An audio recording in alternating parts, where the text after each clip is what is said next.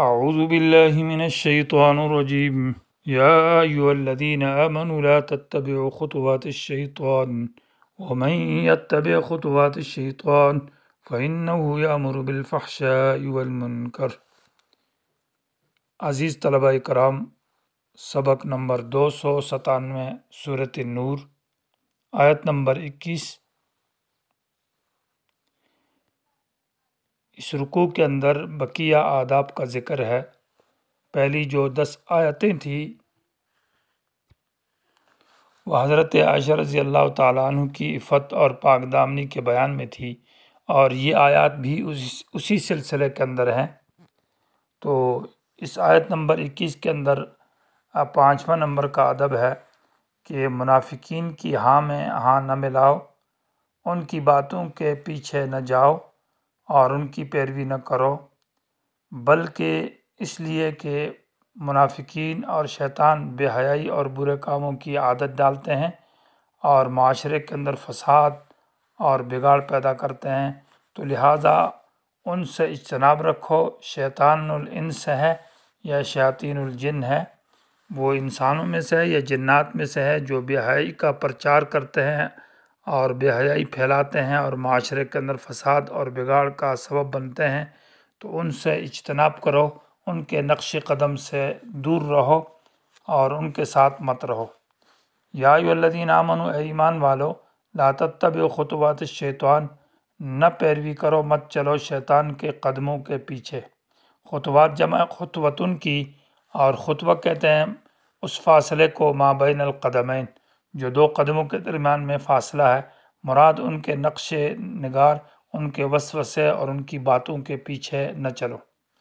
ومن یتبع خطوات الشیطان، جو شخص بھی شیطان کے قدموں کی پیروی کرے گا، فإنہ یأمر بالفحشاء والمنکر، تو بے شک شیطان حکم دیتا ہے بے حیائی اور برے کاموں کا۔ فحشاء سے مراد یہ ہے کہ وہ کام جو عقلاً بھی برا ہو اور عرف کے اندر بھی برا ہو اور عادت میں برا ہو، جیسے کہ زنا اور اس طرح بے حیائی کے کام۔ اور منکر اس کام کو کہتے ہیں جو شرعاً برا ہو، جس کو شریعت نے برا قرار دیا ہو۔ اور یامر کا معنی یہ ہے کہ وہ وسوسہ ڈالتا ہے شیطان، وہ انسان ہو یا جن ہو، اور انسانوں میں جیسے کہ عبداللہ ابن ابی جو منافق تھا وہ یہ کام کرتا تھا۔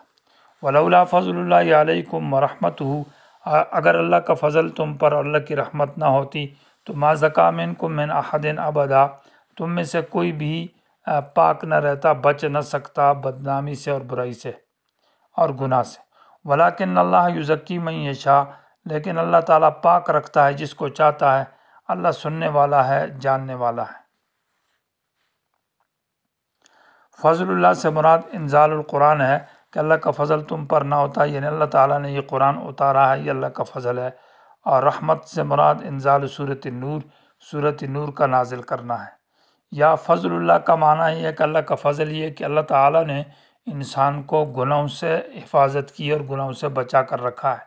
بعض انسان ایسا ہے کہ شروع ہی سے ان کو گناہوں سے معصوم اور محفوظ رکھا ہے، بچائے رکھا ہے۔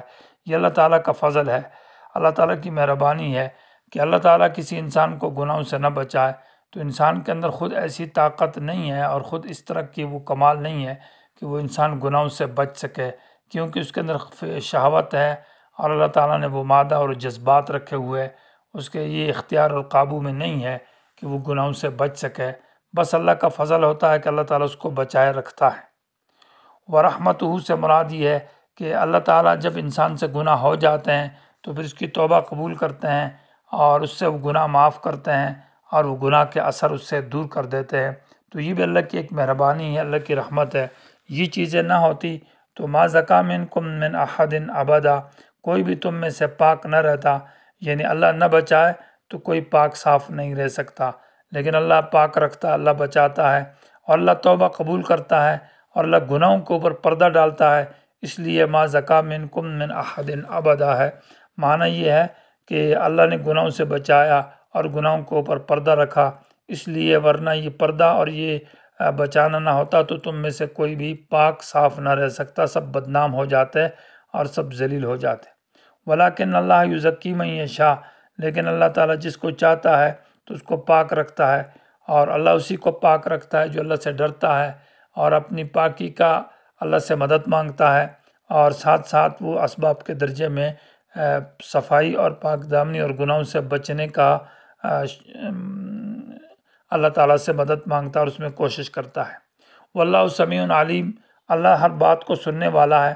سمیع معنی لاقوالکم، تم جو زبانوں سے باتیں کرتے ہو بے حیائی کی اور بری باتوں کو، اللہ ان کو سنتا ہے۔ علیم، اللہ تمہاری نیتوں کو بھی جانتا ہے، اور علیم تمہارے افعال کو بھی اللہ جانتا ہے، تمہاری نیت کیا ہے، تمہارے کام کیا ہے۔ ولا یأتل اولو الفضل منکم، یہ آیت نمبر 22 ہے۔ اس کے اندر مزید ادب کا ذکر ہے، ادب نمبر 6 کا، کہ مومنین کو چاہیے کہ وہ اپنے ساتھیوں کو معاف کرے، اور اگر ساتھیوں سے غلطی ہو جائے تو ان سے ناراضگی اور ان پر سرزنش نہ کریں، اور ان کے ساتھ اپنے تعلقات کو برقرار رکھیں، اور ان کے اوپر جو خرچہ کرتے ہیں تو اس کو بھی ادا کرتے رہیں، اور خرچہ مزید بڑھائیں، خرچے کو بند نہ کریں۔ ولا یأتل، اور قسم نہ کھائیں، اولو الفضل مال والے، منکم تم میں سے، والسعۃ اور فراخی والے، ان یؤتوا اولی القربی، اس بات سے کہ وہ قرابت والوں کو دینے سے، یعنی قرابت والوں کو مال دینے سے قسم نہ کھائیں، اور مسکینوں کو اور مہاجرین فی سبیل اللہ کو، بلکہ ولیعفو، ان کے ساتھ معاف کریں ان کو، ولیصفحوا، اور درگزر کریں۔ الا تحبون، کیا تم نہیں چاہتے کہ اللہ تعالیٰ تمہیں معاف کر دے؟ واللہ غفور الرحیم، اللہ معاف کرنے والے مہربان ہیں۔ آیت کے شان نزول میں حضرت ابوبکر صدیق رضی اللہ تعالیٰ عنہ کے بارے میں کہ مستح جو تھے وہ حضرت ابوبکر صدیق کے بھانجے لگتے تھے، یا خالہ کا بیٹے تھے، خالہ زاد تھے، اور یا یہ ہے کہ وہ ماموں زاد تھے، اور اصح قول، راجح قول یہی ہے کہ وہ ان کے ماموں زاد بیٹے تھے۔ تو اس الزام تراشی کرنے والوں میں وہ بھی شریک تھے، مستح سے نے بھی حضرت عائشہ کے اوپر گویا کہ وہ اس تہمت میں وہ شریک تھے، اور یہ بدری صحابی تھے اور غریب تھے۔ حضرت ابوبکر صدیق رضی اللہ تعالیٰ عنہ ان کے گھر کا خرچہ اور نان نفقت دیتے تھے۔ تو حضرت صدیق اکبر نے جب یہ بات سنی تو ان پر خرچہ قسم کھا لی کہ آج کے بعد میں مستح کے اوپر خرچہ نہیں کروں گا۔ تو اس آیت کے اوپر اللہ تبارک و تعالی نے ترغیب دی اور کہا کہ الا تحبون ان یغفر اللہ لکم، کیا تم یہ نہیں چاہتے کہ اللہ تمہاری معافی کر دے؟ تو یہ تو مسکین ہے اور مہاجر ہے اور یہ قرابت والا ہے، تو اس سے ایک تو قرابت پروری رشتہ داری کا حق ادا ہوگا، اور دوسرا یہ کہ وہ مسکین ہے اور مہاجر ہے، تو اس وجہ سے اس پر خرچہ ہونا چاہیے۔ لہٰذا دل کے اندر جو ناراضگی ہے تو اس کو مٹا دو، اور باقی اس سے جو منہ پھیرا ہے، مجلس میں باتیں نہیں کرتے، اس سے اعراض کرو، درگزر کرو، برا بلا مت کہو۔ کیا تم نہیں چاہتے کہ اللہ تعالیٰ تمہیں معاف کر دے؟ تو فقال ابو بکر نے کہا واللہ انی لا احب ان یغفر لی اللہ، کہ میں تو اللہ کی قسم محبت رکھتا ہوں اس بات سے کہ اللہ تعالیٰ مجھے معاف کر دے۔ اور روایت میں آتا ہے کہ ابو بکر صدیق نے اس کے بعد خرچے کو مزید کر دیا، یعنی دگنا کر دیا، خرچہ بڑھا دیا اور اس کو معاف کر دیا۔ ولا یأتل، اطلا یأتلی باب افتعال سے ہے بمعنی قسم کھانے کے، تو ولا یأتل اولو الفضل، جیسے یؤلون من نسائہم، یہ الین سے مشتق حمزہ لام یا، بمعنی یہ ہے کہ قسم کھانا، تو قسم نہ کھائیں اولو الفضل معنی مال والے، جیسے کہ ابو بکر صدیق منکم تم میں سے، والسعۃ جو فراخی والے ہیں، ان یؤتوا بمعنی بان یؤتوا، اس بات سے قسم نہ کھائیں کہ وہ دیتے تھے اولو القربی قرابت والوں کو، اور مسکینوں کو، اور مہاجرین فی سبیل اللہ کو۔ ولیعفو، عفو کا معنی مٹانا ہے، تو دل میں جو ناراضگی ہے اس کو اپنے دل سے مٹا دیا جائے، اور صفحہ کا معنی اعراض کرنا، اسے جو گردن پھیری جا رہی تھی اس سے باتیں نہیں کی جاتی، غصت ہے، وہ گردن پھیرنا چھوڑ دے بلکہ اس سے باتیں کرے۔ الا تحبون، کیا تم پسند نہیں کرتے کہ اللہ تعالیٰ تمہیں معاف کر دے؟ واللہ غفور رحیم، اللہ معاف کرنے والے مہربان ہیں۔